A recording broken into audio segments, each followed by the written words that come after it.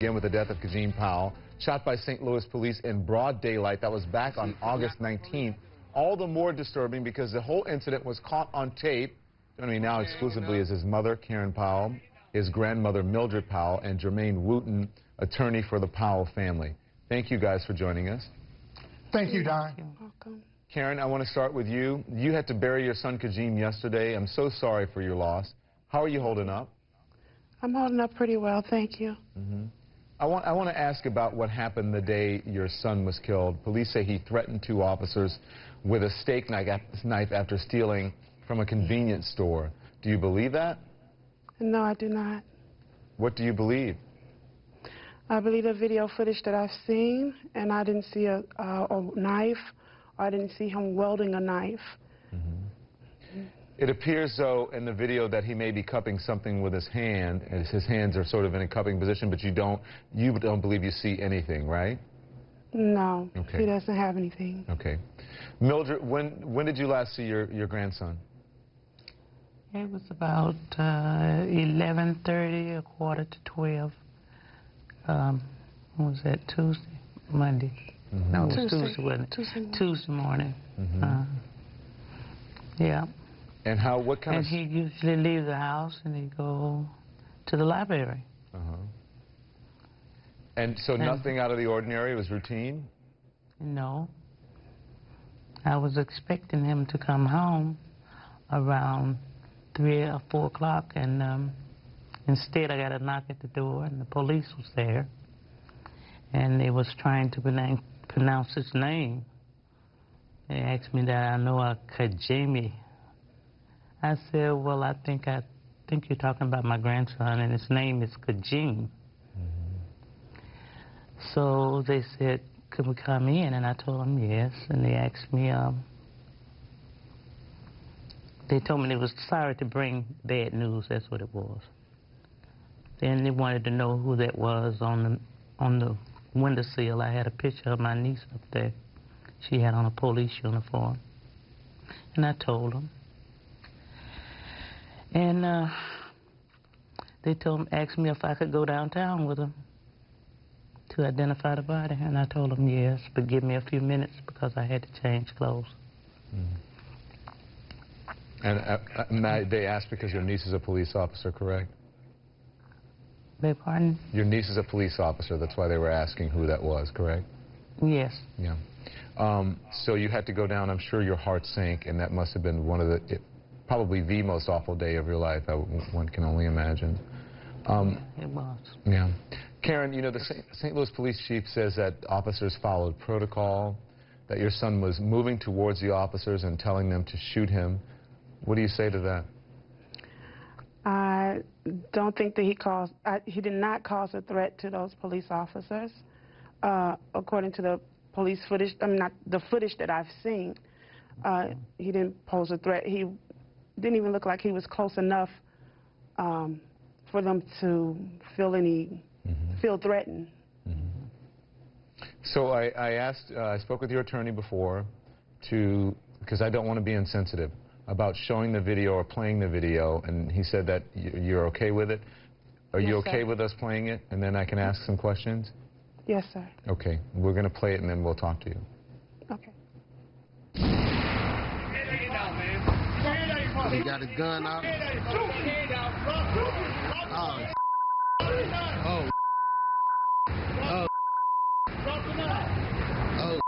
They got their guns out.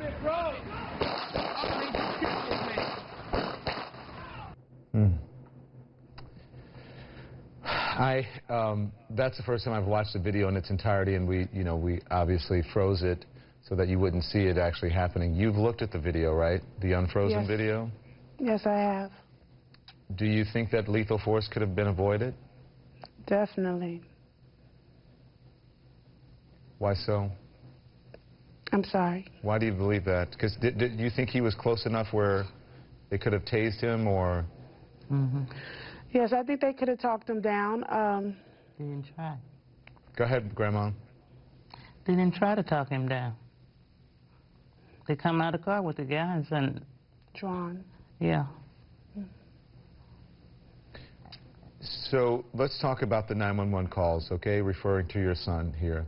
The first was a store clerk reporting the stolen items, and the second one was made by a St. Louis alder woman. And I want to play that second call for you, and then we'll talk about it. Here it is. He's in front of my barbershop, and he just seems very upset. I don't know what he's getting ready to do, but I don't know if the person in the store called, but I'm calling because I didn't lock my door. I don't want this guy to come in here, but he's upset. He got a knife in his hand. So she describes your son as upset, very upset. What was the mental state of your son? Was he suffering from some mental illness or mental issues, perhaps? No, sir. So why has it been said that in the community it was known that he had problems, mental problems? I don't know. Go ahead, grandmother, what were you saying? I said, who said that? It had been discussed that, and even according to police and according to members of the community, that he was known in the community for that. But if you say it's wrong... I don't think so. I don't think anybody told him that. Yeah. Jermaine, this all happened in the wake of the Michael Brown shooting, and unlike the Ferguson police, the St. Louis police, they were very quick to release information about this. Do you think that they have been transparent? No, they appear to be transparent on the day of the incident, Don, but since that day, I've been unable to reach Chief Dobson by phone. I've called him a number of times. The latest time being today, he still has not returned my phone call. And on the day of this incident, he gave an erroneous account of what happened. We had the tape. Everyone had seen the tape. He said that he described the incident as Kajim attacking the police officers with a gun up in the air. Anyone who sees the tape knows Kajim's hands remained at his waist side the entire time. You mean a knife? He walked, excuse me? You said a gun, you mean a knife?